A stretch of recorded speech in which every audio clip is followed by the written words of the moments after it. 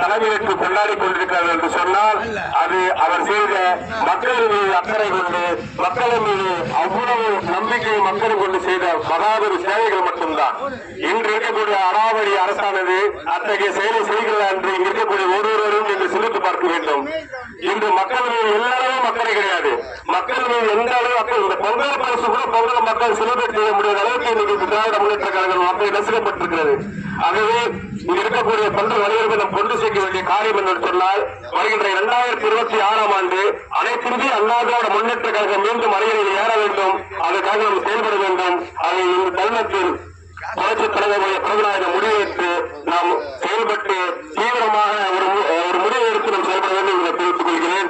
அனைத்து இந்திய அண்ணா திராவிட முன்னேற்ற கழகத்தில் என்று பாத்தீங்கன்னா இன்னைக்கு இவ்வளவு மூத்த கழக உடன்பிறப்புகள் இருக்கிறோம்.